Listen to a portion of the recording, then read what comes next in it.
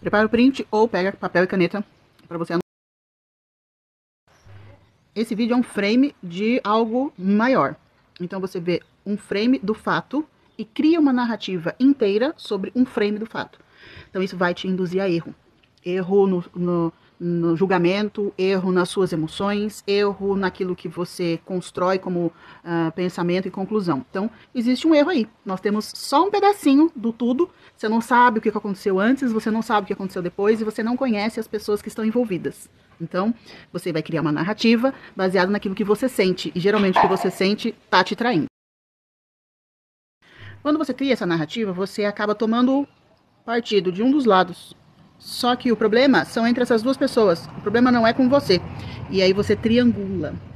Você entra numa discussão onde você não faz parte da discussão. Aqui na internet é tudo muito distante, mas às vezes você faz isso na vida real também. A pessoa conta um pequeno frame das coisas, você está com a emoção daquele momento, ou uma emoção que já é sua, uma dor, uma euforia, qualquer emoção, você cria uma narrativa e toma essa narrativa como verdadeira. Isso vai te induzir a erro também, por quê? Porque você triangulou. E às vezes você tomando esse partido, seja de um, seja de outro, mais tarde você vem a descobrir que você causou uma injustiça ou julgou errado. Então, triangulação sempre vai te levar para um buraco. Quando eu olho para o pastor, o que eu vejo? Eu vejo um sujeito extremamente oral. E é claro que os orais, eles são o quê? Brincalhões, conectivos, palhacinhos, gostam da zoeira. E aí quando você olha bem pra cara do sujeito, você acha mesmo que um pastor sério, ele faria aquelas caras e bocas enquanto a moça tá cantando? Ele se posicionaria do lado dela fazendo aquelas caras e bocas? Provavelmente não. Se ele fosse mais psicopata rígido ou esquizoide psicopata, ele ficaria em silêncio. Mas ele é oral. E o oral vai se posicionar como oral. Então, a gente já começa a desconfiar que talvez o comportamento dele não seja sério. Pela composição de traços dele e pelo comportamento, pelo corpo.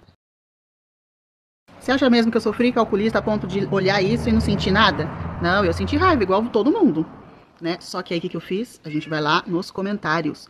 E nos comentários a gente tem 50 comentários xingando a moça, né, o comportamento dela, e dizendo que a igreja já não é a mesma.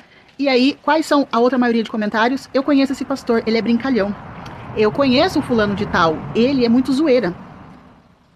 Então, nos comentários, você talvez tenha o resto dos frames que você precisa para construir a sua conclusão, que inicialmente estava errado. Olha aqui, ó, o próprio pastor contando a história do que realmente aconteceu, ele que foi o sujeito que pegou o microfone. Era óbvio, né? Era só... Se você entendesse um pouco de traços, você já ia desconfiar do comportamento dele. Mas tudo bem, né? Mas eu também quero falar sobre o comportamento desses outros aqui. Gente, tem sequência, assim, ó, de 10 comentários, todos no mesmo tom, tá? Duvidando da santidade, que isso não é adoração, desfazendo do que a moça tá fazendo, a forma como ela tá cantando. É assim, e quando você entra na resposta a cada um dos comentários, é gente corroborando. Uma só que eu vi falando que no mundo evangélico é complicado quando você se prepara para fazer alguma coisa. E aí, para esses, eu não vou falar como terapeuta, né? Aqui tá a cristã, Violeta cristã, evangélica. Eu dou uma dica para vocês. Vai ler a história de Davi, do rei Davi, quando ele traz a arca para Israel. O que acontece com Mical quando ela duvida ou quando ela rejeita a forma como Davi entra na cidade dançando?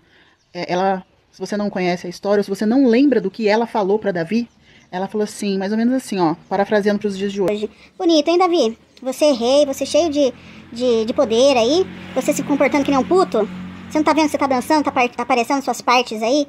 Você acha que isso é bonito? Adivinha o que aconteceu com Mical? Porque Mical, ela pôs em xeque a adoração de Davi. Mical ficou estéril a partir daquele momento. Por quê? Porque ela rejeitou a forma como Davi estava adorando a Deus. E olhando de fora, talvez nem fosse bonito mesmo. Porque a Bíblia diz que Davi dançava com todas as suas forças. E uma pessoa que dança com todas as suas forças, vestido apenas de uma estola sacerdotal, e a estola sacerdotal tem várias traduções, né? Várias formas dessa estola ser. Poderia ser só um vestido, que era o tipo de roupa que eles já usavam na época. Então Davi não estava com roupas reais e com pompa. Não, Davi se coloca como adorador. Então, provavelmente ele dançava e algumas coisas eram meio estranhas, entendeu? Eu não imagino ele fazendo nada sério, eu imagino ele fazendo algo exagerado. E porque Mical fez o que fez, ficou estranho. Então eu deixo uma pergunta: será que você às vezes não está se metendo aonde não devia, tirando conclusões que não devia e se comportando igual a Mikau? Quem é você para dizer, para duvidar ou para questionar a forma como as pessoas adoram ou como elas têm as suas experiências com Deus ou com o Espírito Santo? Isso pode estar matando a tua prosperidade, fechando a tua madre espiritual. Você pode estar ficando estéril. Então tem muitas igrejas que tem um bando de gente estéril por causa desses comportamentos. A pessoa ela é muito pronta em julgar, ela é muito pronta em criar um conceito a troco de quê? Entendeu? Por quê? Porque buracos emocionais.